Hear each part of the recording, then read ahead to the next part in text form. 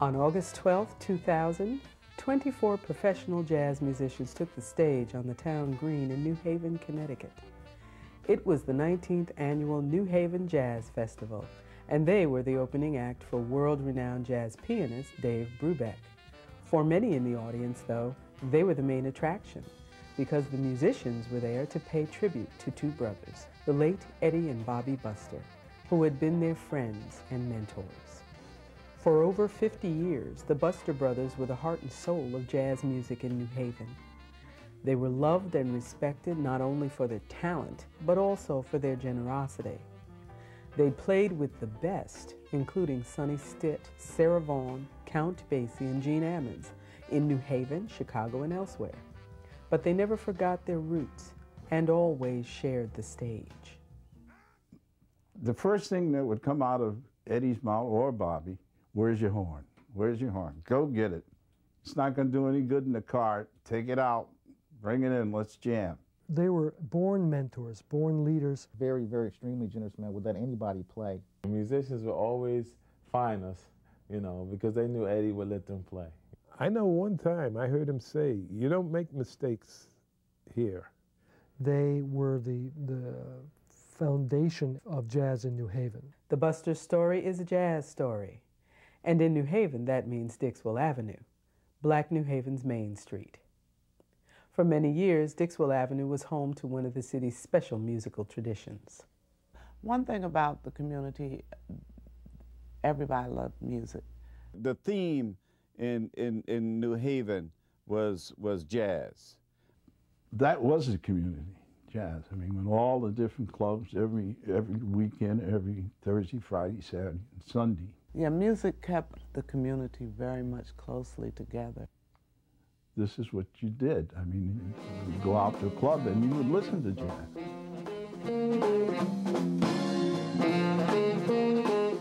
The most memorable thing for New Haven, and as far as jazz is concerned, was Dixwell Avenue. All along Dixwell Avenue, you could go out on a Friday, Saturday night, you could fall from one club and the other. You go in and listen to what's going on here. They say, let's go down to the corner and see who's playing down here. You could go from one end of Dixwell Avenue all the way to the other end of Dixwell Avenue and here. That was the street, you know, that's where everybody went, starting from Yale all the way up. The music of Dixwell Avenue has a long history that began at the turn of the 20th century. Industrialization transformed New Haven like other American cities and attracted immigrants to the area. New Haven reached its height economically between 1910 and 1917.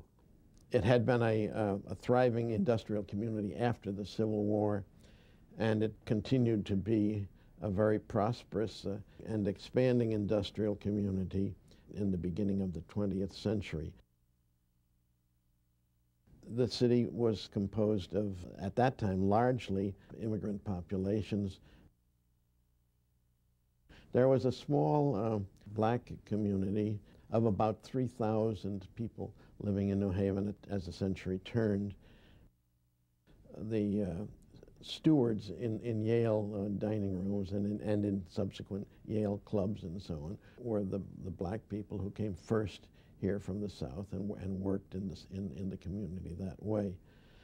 By the early 20th century, African American workers had moved into low-level or unskilled jobs in rubber, iron, and steel factories. Others kept traditional service jobs in private homes and at Yale University. A few local residents ran successful neighborhood businesses that served the African American community. World War I production needs brought new migrants and new opportunities to town. New Haven's patchwork of ethnic communities held diverse musical traditions, but the growing popularity of phonograph recordings and radio helped bridge cultural barriers and fueled enthusiasm for the new sounds of jazz. My father, he had a band, and he worked for Yale, so they knew him, you know. And it was the only black band that ever played at Yale. Belmont, yeah. Late 20s, yeah, early 30s. Yeah. Musicians in the city formed their own bands, and from the 1920s through the Second World War, New Haven was host to many of the greatest performers in the nation. Captain Glenn Miller spent a year stationed at Yale University. The Shubert Theater showcased Duke Ellington, Count Basie, Louis Armstrong, Ella Fitzgerald, and others. And jazz was celebrated in New Haven's neighborhoods. Many times the bands used to come through here. They used to have block dances. On Saturday, they block off a whole street. And a band like Ellington's band would be here, or Basie's band, or Al Cooper and the Savoy Sultans. These were bands, and in the bands were usually some of the great artists that eventually did things on their own. Lots of times we didn't know them from nothing, you know? Back in those days, there had to be 16 pieces. When Duke came, they would bring a corps of 9 people. So they had to make up the rest of the pieces by using local musicians that were in the union. And so I had that opportunity. I was in the local, and so they would send me down. And another fellow by the name of Judson Watts, who was an excellent saxophone player also. And of course, I was just a youngster at that time. But it was just an experience to hear the fellows play. And people thinking that I was actually playing with Duke Ellington. That was the strangest thing. We had a union downtown and a union uptown. The union downtown was white. The union uptown was all black. 2 unions in New Haven. Yeah, we used to have two unions in this town, Local 234 and Local 486. It was so silly. They had two, well, the country has been silly for years with this foolishness, you know, and this was no exception. They were segregated. But you're right, there were 2. That's right. I didn't think about that, but they're right. And of course, what happened, that sort of contained this group of people who were this ethnic group and that group of people in separate camps, which is pretty silly. And that, by the way, created some real problems for the out-of-towners coming in here. If they were playing downtown, the white union wanted to collect their dues. If they played uptown, they didn't come up to collect their dues. So in the jazz clubs, they couldn't keep us out of that because we were the ones that's doing it here in New Haven. So there was other club days, the country clubs And big time affairs and so forth. I mean, like society gigs. The society gigs pay more money. Those kind of gigs they kept us out of. Very seldom would they use a black band. They would use one from the downtown local. So we didn't get that. We got a wedding, it was a black wedding, you know?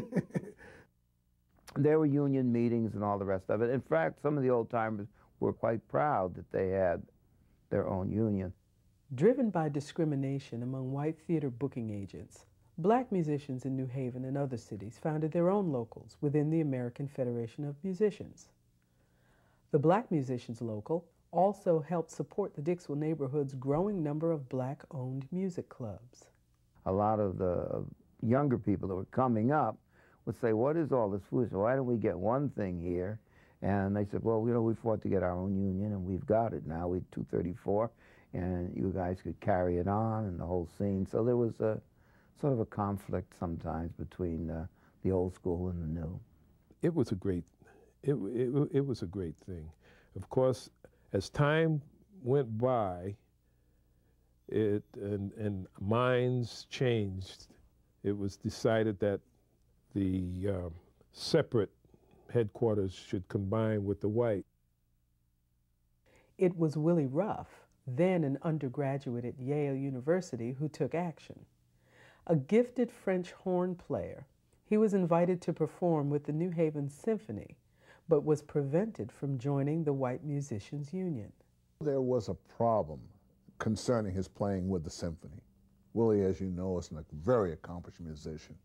I had to join one of them. I was a GI, so I had to join one, and I went along with my Yale classmates who were members to join, and they said, you can't join this local. This type of segregation pattern kept a lot of talented musicians out of the loop.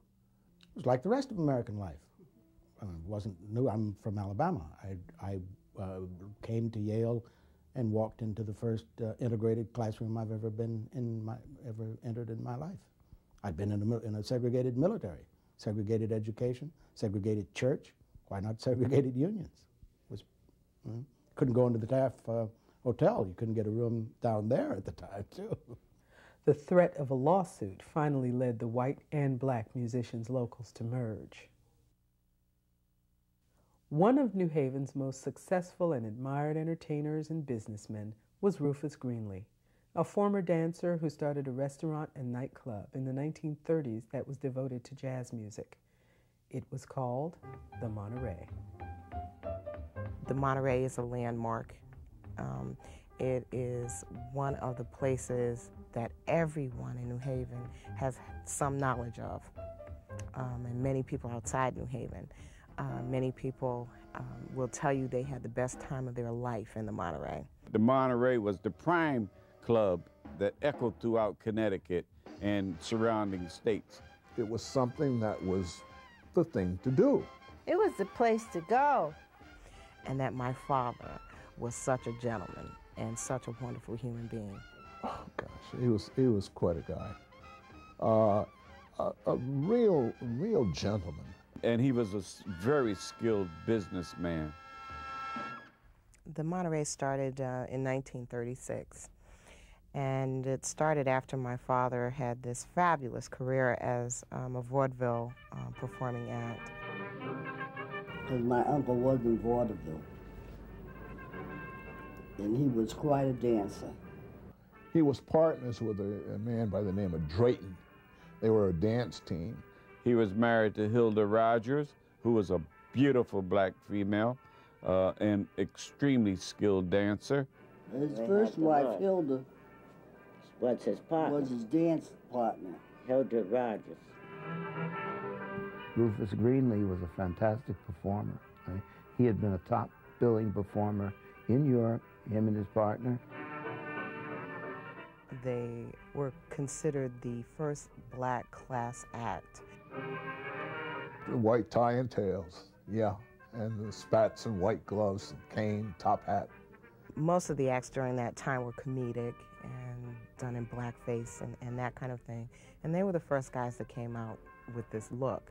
His important contribution was that following in the footsteps of Burt Williams and the entertainers of that time, he and his partner were the first black dancers on the stage who refused to wear degrading costumes. The fact that they wore top hats and monocles and gloves and spats and tuxedos took the whole act to a different level. The white community did not accept them. At that time, blacks were supposed to be comedic. They were the Yazza the Boss type thing, and they just would not do it. He and his partner Thaddeus Drayton toured 47 different countries. My dad spoke 7 languages fluently. They entertained Stalin. They had played for the Queen and all the rest of it. Also the Prince of Wales. They refused to denigrate themselves to get the audience behind them. People began to look at his act as a different kind of act. And so he was able to tour Broadway and I think turned it around for other blacks to come behind him. So that's really, I think, what I'm really proud about, that he was a pioneer in a lot of ways. Everybody has a story about the Monterey. Most of the stories are about how my father was very strict and didn't allow any nonsense to take place in the club. He was a very gentle, nice guy, but in running his business, you had to be a gentleman and a lady if you were in his establishment. He would not tolerate any foolishness there. Never raise his voice about anything. He would make people just want to do things to please him. And we used to have a good time. And if you had company from out of town, that's where you would go, and you would meet your friends there, you know. And you got dressed up. Your stockings, your gloves, your pocketbook, your hat, you know, it was so nice. And you could not be underage. I guess my first encounter with Mr. Greenlee, I think I was 18 or 17, and we wanted to go into his establishment. And they used to chase me out of there. People tell me about how they got kicked out of Monterey because they were underage. You had to be a certain age, and you felt like you were somebody to be seen at the Monterey. You know, I used to try to walk in and sneak around, you know, and sit down where nobody could see me, but they knew me so well from Ansonia. And they knew who I was, and they knew my family, they knew my mom, you know, so they would ship me right on out the door. So we would get together and dress up, and we used to call our Yaley clothes, you know, our tweed coats and flannel pants and Oxford shirts, and we'd go in, and Greenlee would look at us and say, "You know you're too young to be here. Do you want me to put my license in jeopardy?" Primarily wanted to hear the music. I developed a very good relationship with Mr. Greenlee because he took a personal interest in everybody that came in there. He would be very conscious of young folks like myself that came in with a lot of money in my pocket. Alan used to spend all his money. So there was a time that Mr. Greenlee saw me and he had a plan, and I didn't know this was his plan. He said, "Let me get this money from Alan before he spends it on all his money on these girls." Yeah. And Uncle Eddie would say, "Alan, I need to borrow some money." He would come to me on a Friday night or a Saturday night when I came in, and he would say, "Can I borrow $30? "What you need, Mr. G?" And he'd take the money out, give it to me. Oh, I felt great being able to give Mr. Greenlee $30, and he took it, and he would do that routinely. After a 3-month period, Mr. Greenlee saw me one Monday in there and handed me a bank book with my name on it, and there was $475 in the bank book. He presented him with the bank book. Said, "This is the money I borrowed from you. You didn't have sense enough to save it, so I was saving it for you." That's the kind of man Mr. Greenlee was. Yeah. I was shocked, and I thanked him. He said, "This is yours. This is the money that you loaned me." He says, "That's what I was doing with it." So he was that kind of individual that really took an interest in people and to really wanted us to be able to benefit from our young lives to begin to plan for the future. The economic heat of World War II created immense opportunities in northern cities, of which New Haven was one, so that hundreds of thousands of people a year came north. There was a continuing movement of people to New Haven from the South, from the Carolinas particularly, and that they came here because there was political freedom and relatively safe economy, and there were large numbers of jobs all across the city.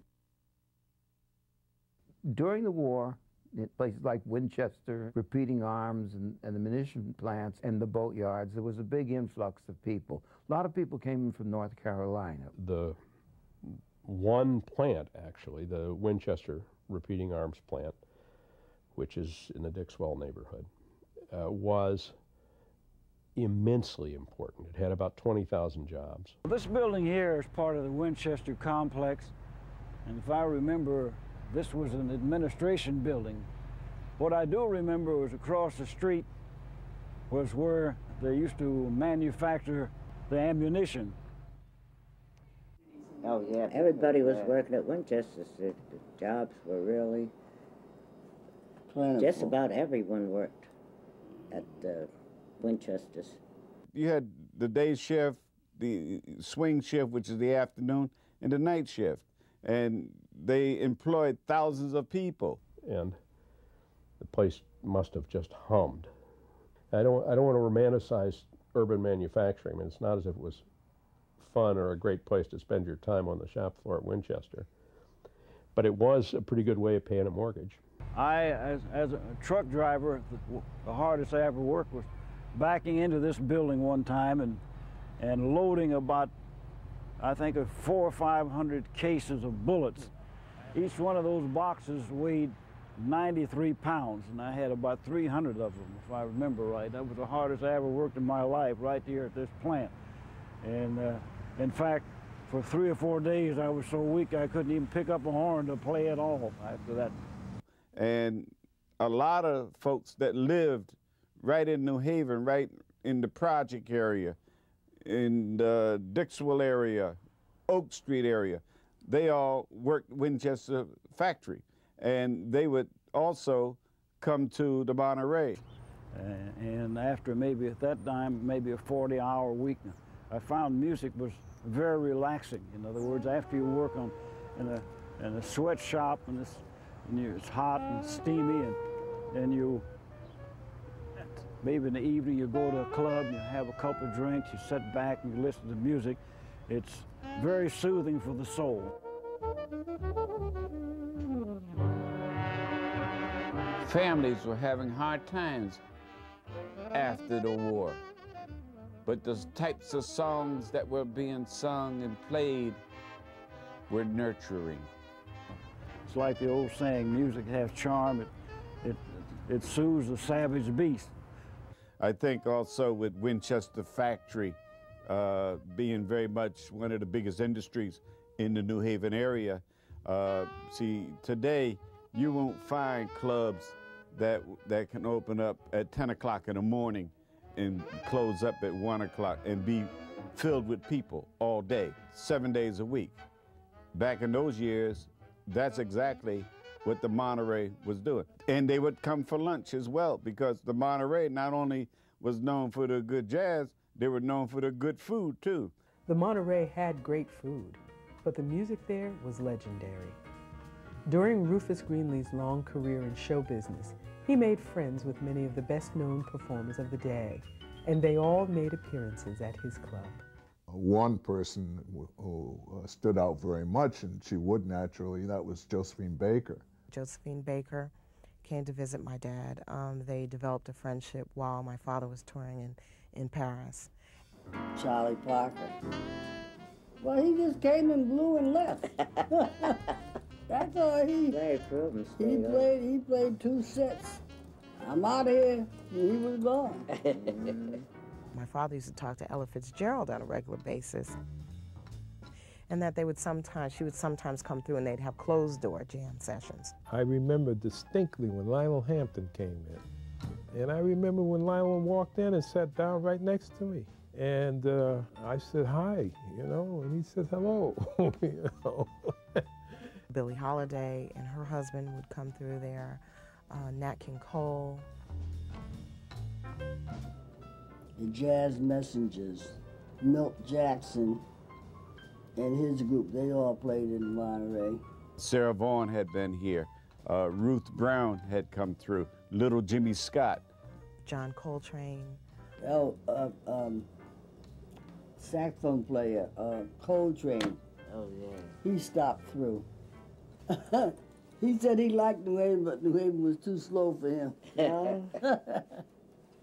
Yeah. Johnny Hammond Smith recorded a live album in the Monterey called Black Coffee. And there's a tune on it called the Monterey Theme. And we're pretty certain that that's for the Monterey. Yeah, Johnny Smith did a recording of Black Coffee, I think it was, Black Coffee, live at the Monterey, you know, him and Eddie McFadden. There's also a song, interestingly enough, called Rufus Tufus. And my father's name was Rufus.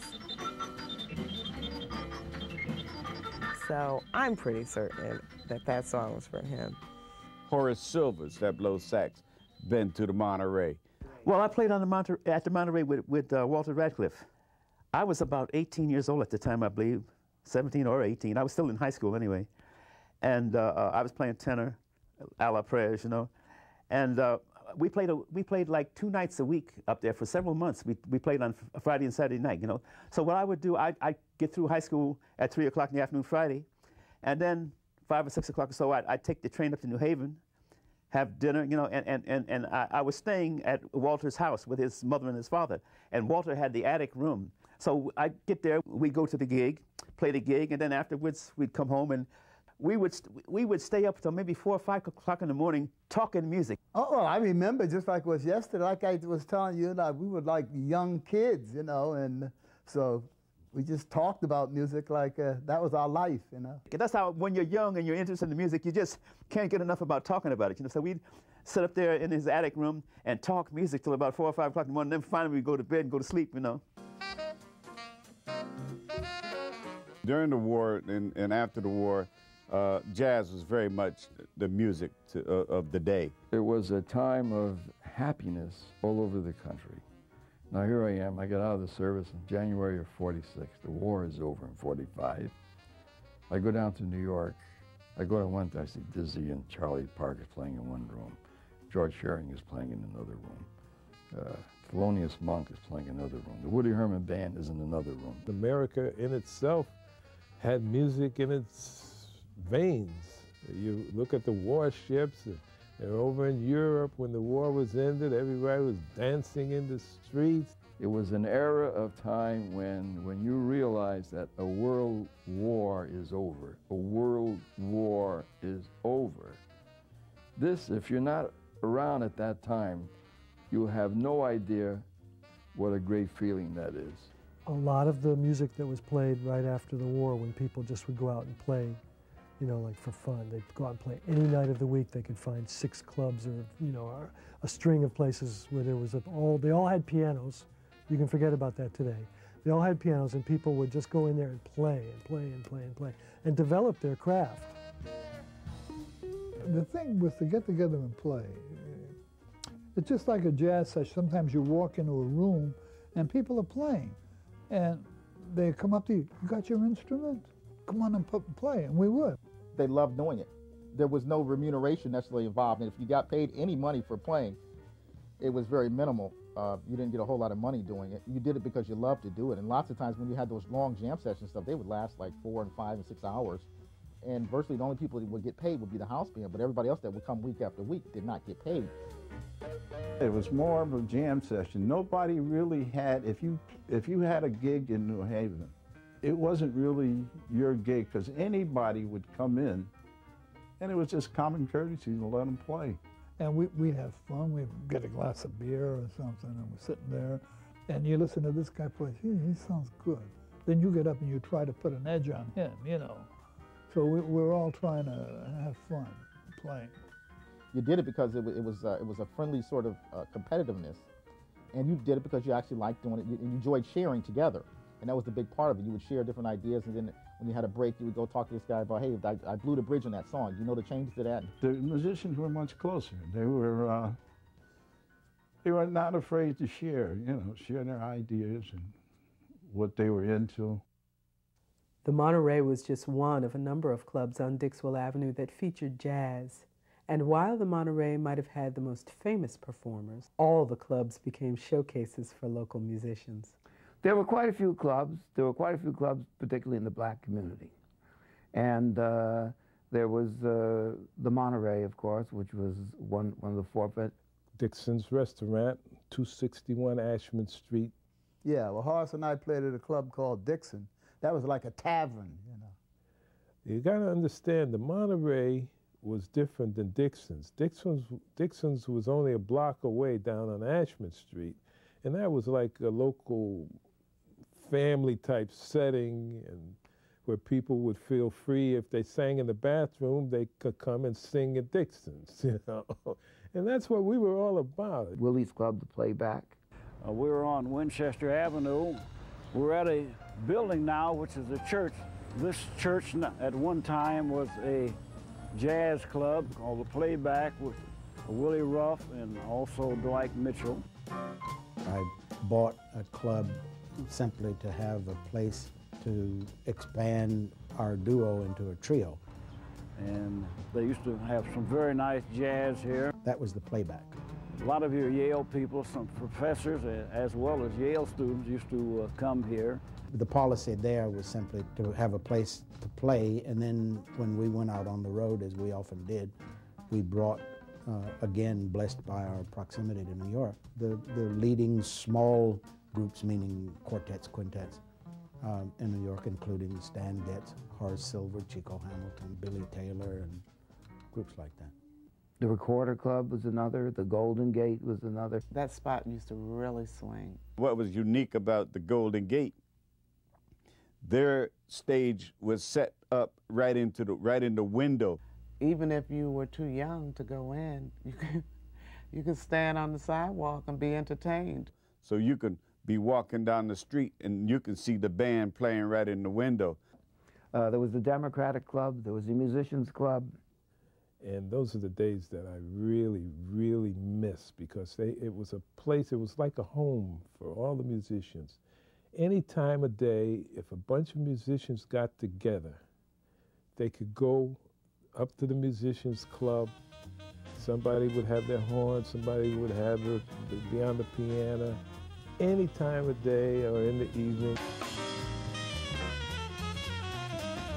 I used to come up from Norwalk to me and John Lewis, the piano player, violin player. We used to drive up from Norwalk to New Haven to jam. We'd go to the Musicians Club on Dixwell Avenue and jam. John would bring his vibes, and sometimes I'd play piano, sometimes I'd bring my tenor, or sometimes I'd play some of both. And these guys, when they walked in, we knew, we was in for a busy night. That was the Musicians Club, and that was located on the second floor. On the third floor was the Democratic Club. And they used to have music at this club called the Democratic Club in New Haven. And that's where a lot of musicians would come from New York State and Hartford. And so that's where I met Horace, And Horace Silver switched back and forth. He would be there. There would be music going on most of the time. Count would be upstairs playing, or he played alto. I think it was the main thing. He was an alto player, too. A lot of people didn't know that. Illinois Jacquette came up there, and he looked for a few people to come and join his band. It was just one of those places wherein it was almost, musically, it was like another world. They could always come to the Democratic Club and just blow their hearts out. They just loved it. Yeah, it was great. It was exciting working at the Democratic Club. And I remember one time we were up there jamming one night, and Roy Haynes came in. We had drummers that challenged drummers. We had horn players that challenged horn players. Now, Roy at that time was a young fella. I'll never forget that night, because he came in, cooked his butt off, played great, but he tore up the guy's drums, and he was sitting in, and the guy who had the gig, time Roy got you playing, there was a hole in the snare, the foot pedal was broke, and he tore the guy's set up because he played so hard, Oh, and over across town, shortly after the war, was Lillian's Paradise. Well, that was Lillian's Paradise. A very, very fine club. Oh, that's another place. Now, I was there for a while. Oh, Lillian's. Elihu and Lillian Lumpkin ran that place. It was great. That was downtown. That was the first time African Americans had extended out that far. And they were a great couple. She was sweet. And the club was beautiful. It was a beautiful club. And I worked there for about 13 months before I went on the road. And always had good music, usually like a Thursday, Friday, Saturday, and a Sunday. And she would bring in players. So she brought in Hawkins and Roy Eldridge, and the rhythm section from New Haven, Reggie Jackson, drummer, not the baseball player, but the drummer. Actually, Lillian used to bring in, on a weekend, guest artists. And I was with the house band.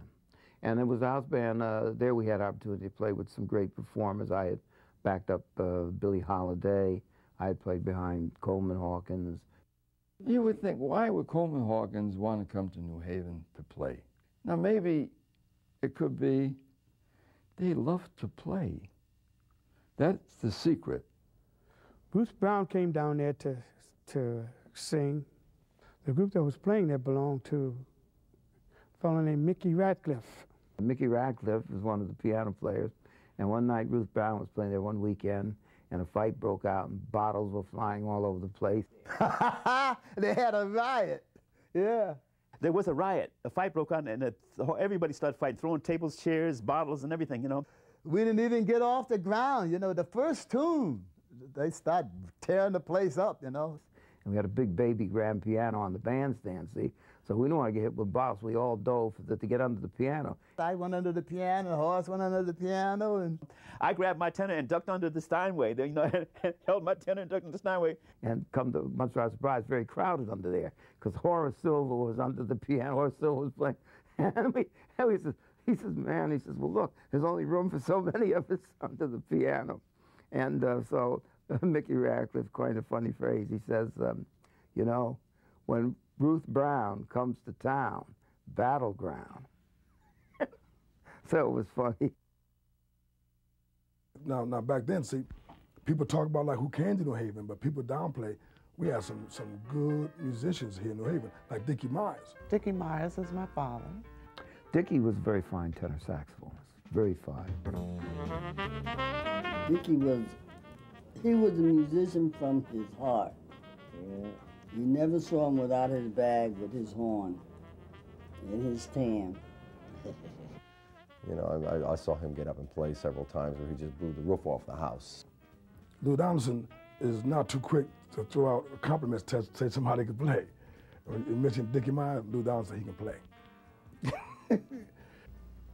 He was self-taught. He taught himself how to play, and then he proceeded to learn how to read. He sounded a lot like Charlie Parker. Dickie Myers was one who stuck out because he was such a fluid player. He sounded a lot like Charlie Parker.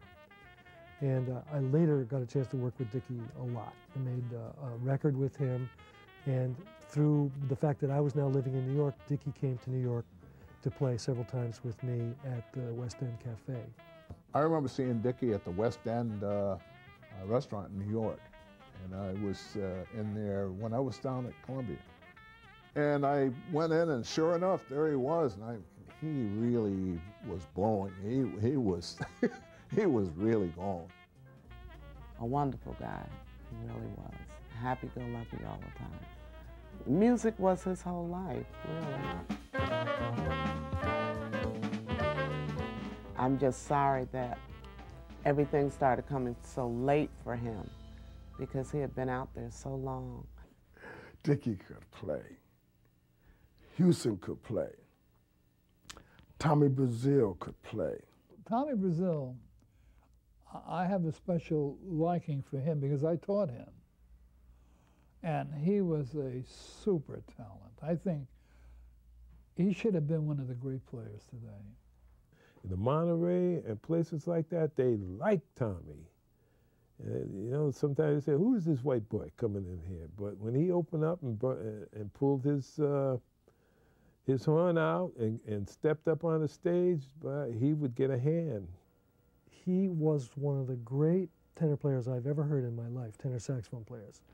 He was like a combination of Joe Henderson and Stan Getz, if you can put those two together. He had great potentials. I mean, big potentials. Count Stedwell could play. No one came in out of town and wiped these guys out. As far as I'm concerned, Count was the best pianist, jazz pianist out of New Haven. New Haven had many, many good musicians. White, black, orange, or green, didn't matter. Ernie Washington was amazing. He was an amazing piano player. Frank Williams. Frankie Williams on the bass. Morris Eaton played piano. Joe Testa. Billy Brown, I remember him on trumpet. Joey Balladino. And Joe Levamento played at Lillian's Paradise for a long time. Billy Diaz, he played the saxophone. Leonard Reed was a very fine drummer here. And then there was this fella named Dippy. Dippy played that sax like there was no tomorrow. Billy DeFelice, fine bass player. Webster Young, the trumpet player. Hank Boland. Oh, I forgot to tell you about Hank Boland. Oh, forgive me, Hank.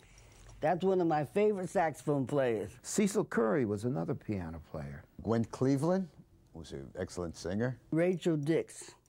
She sang, she danced, and she tore the piano up. Davy Stedwell, Count's brother. Fred Jackson Sr., saxophone player. John Lewis from Norwalk. And then there's Vernon Biddle. Van Camp was a very fine bass player. Bootsy. Dick Bailey. Bobby Coles. Gil Ferrara. The Prysock brothers. Billy Velotis. Ernie Washington. Judy Watts. Buck Halstead. Wesley Batts. Lehman Reed. Houston Person. I try to remember as much as I could, but I know some people I must have forgotten. So I don't want to make it seem like people from out of town came in, that they were superior to New Haven musicians. It was just hearing somebody different. You know, because wherever you go in the United States or anywhere you go in the world, I don't care who it is, you're local somewhere. Everybody's from somewhere.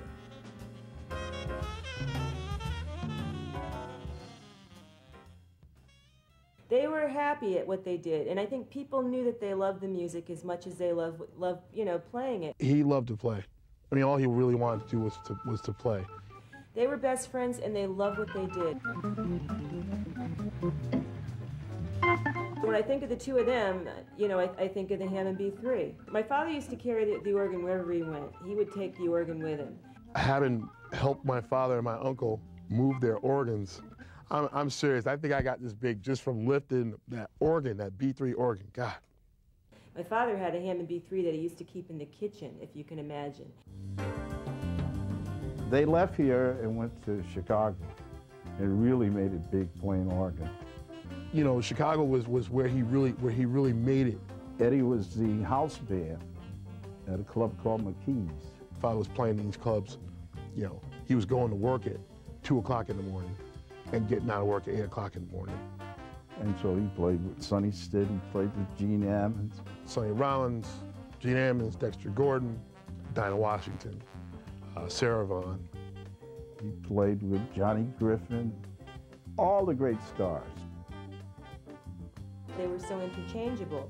If they had jobs that conflicted or whatever, one of them could do the other job, and the owner or the club owner or the audience, they didn't care. As long as they got one of them, they were happy. They were actually very different people. They were brothers, but they were actually very different in terms of what I got from each of them musically was different. I think from Eddie, what I got from him strictly musically was how to swing. I was bowled over by musicians like Eddie Buster. Eddie Buster at that time was just playing Hammond organ. And he was a guy, I just don't know how he did it. He walked terrific bass lines with his right hand and played beautiful harmonies and chord substitutions and things with his right hand. And then the time would come to take a solo, and he'd keep walking with his left hand and play this great Jimmy Smith-style solo.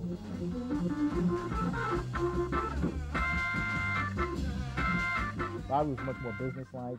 He was very serious about practicing. I think up until like the time that he was no longer with us, Bobby was still practicing like every day, every other day. He was always adding to his repertoire, wanting to learn new things. Bobby Buster was a dynamite organ player, and he knew how to move. Eddie and Bobby Buster may be best known for their support of other musicians, especially at their jam sessions. Both Eddie and Bobby Buster were natural mentors. They were the foundation during those years of jazz in New Haven. I don't think they were the type that ever really turned anybody down. A session didn't have to be at a club. A session was wherever my father was. If he sat down in the house and a friend would come over and play saxophone, my father would accommodate. And I mean early in the morning. I'm talking 8 o'clock. The first thing that would come out of Eddie's mouth or Bobby, where's your horn? Where's your horn? Go get it. It's not going to do any good in the car. Take it out, bring it in, let's jam. And they did that all their lives, all their musical lives. I'm remembering summer vacations of waking up at 9:30 to somebody playing the piano, or somebody playing bass, or somebody playing the horn, or somebody playing trumpet, bassoon, violin, you name the instrument, it could be the triangle. We did a gig at Malcolm's, which is currently the Blues Cafe. You know, we played there every week. They would host the jam sessions once a week. Usually on Saturdays, sometimes on Sundays, but they would host the weekly jam sessions, and musicians would come in from, you know, just about everywhere. Always doing jam sessions. You know, fellas used to come in, and if you couldn't play, well, you left playing, you know. Buster Brothers, may they both rest in peace, they would bring in here, even in this format here, when each of them ran our jams, they'd be the kind of guys, someone maybe didn't have all the chops necessary, but they say, well, they go around and do it one more time, and they'd say to the guy, you know, it was never any egos, you know, in New Haven. It was really an ego-free zone, so to speak. They had kind of like a following of people that would come along that wanted to sit in and play with them. A lot of them were nowhere near the level of a professional musician. Very, very extremely generous man, would let anybody play. And then sometimes it would actually turn into a circus because he was so generous that it would often turn into a zoo. Usually the vocalist only knew 2 tunes, it seemed. You know, they'd come every week and sing their 2 tunes, you know? It always ended up being a jam session. Somehow, some way. And musicians would always find us, you know, because they knew Eddie would let them play, you know? Bobby Buster and Eddie Buster always, you know, come on over to the house. You know, if you're in town, come on over to the house. And you go over there and they start out with rhythm changes and let you play. Stop at certain points and say, wait a minute, now you missed a chord there. So, you know. I would go to Eddie's house, and then I met Bobby. And so I would go to Eddie's house, downstairs, learn songs with Eddie. Then I would go upstairs to Bobby. Bobby would cuss me out, send me home. I'd go home crying, and I'd come back the next day. Every day. I would do this every day. And we became best friends. And there was nothing he wouldn't do for me, nothing I wouldn't do for him. So I ended up playing with Eddie for like 22 years, you know, all the way up to the end. A lot of musicians, they just don't want to share the stage. We learned, Morris, I think, and I both learned a very good lesson from that, and that to be generous to other people. So to this day, if I have a musical situation, anybody wants to come and play, if the club owner is willing, they can come and play with me anytime because I'm giving something back the same way he gave something back. I feel like Eddie felt is like, you know, remember when you couldn't play.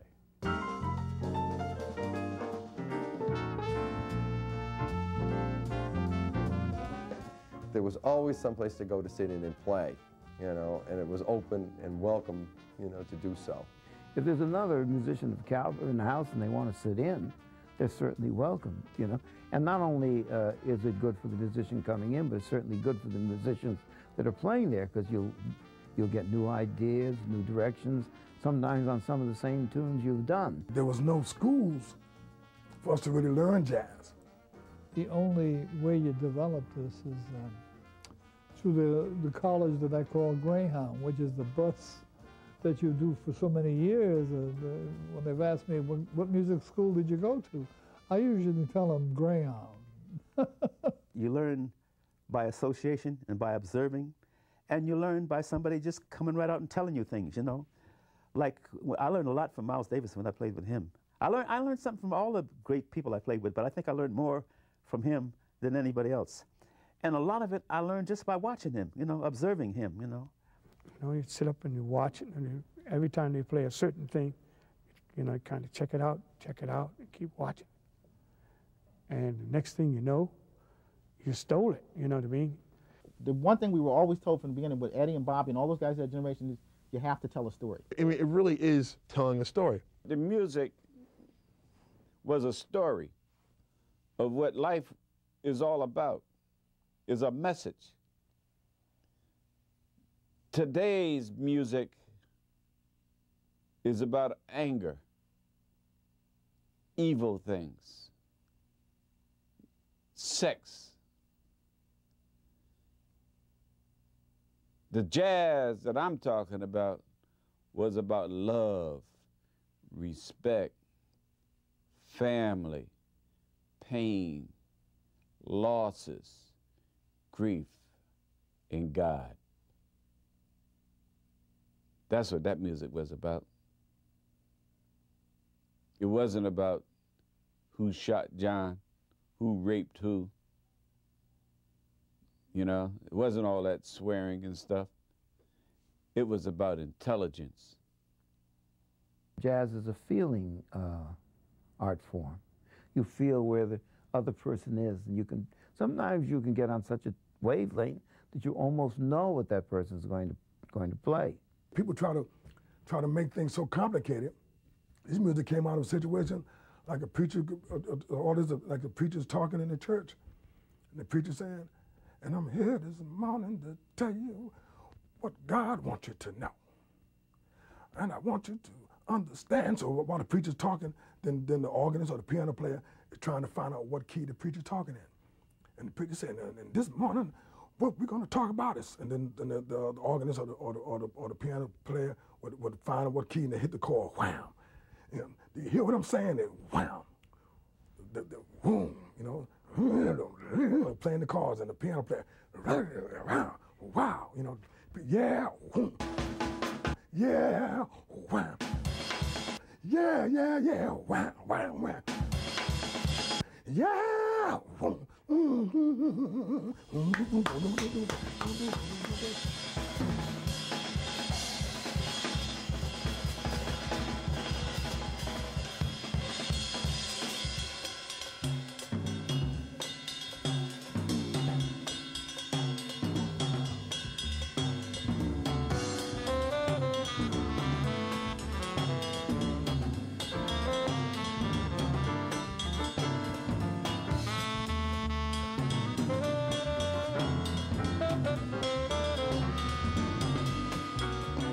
Jazz as a force that brings people together, people in a large pluralistic way, I think may be overstating a wish. But the fact was that there was a lot of music making on the bandstand, but there were local laws. Up until the end of Louis Armstrong's life, he never could play professionally in his hometown of New Orleans because he had always had white musicians in there, and that was against the law until the day he died. Very seldom you would find in the black community, you find black people going downtown to listen to some music when the real stuff was sitting right at their back door. You would find, though, the other case, you would find people from the other part of the community coming down listening. You would find a lot of musicians coming in, sitting in, white musicians or whatnot. The musicians, like in the Monterey and the Golden Gate, whatnot, you know, like there was white and the African American musicians there. Even Joe Belladino, he was white, the drummer that worked at the Golden Gate when I first came home for the service, you know, and I took Joe's place. And like Tommy Brazil, you know, he's Italian, he's from here in New Haven. It was very seldom that we would see someone white come in, but if we had some whites that came in and they were good and they were embraced by the community, and it wasn't about their color, it was about their music, you see. So they were accepted totally because of their music.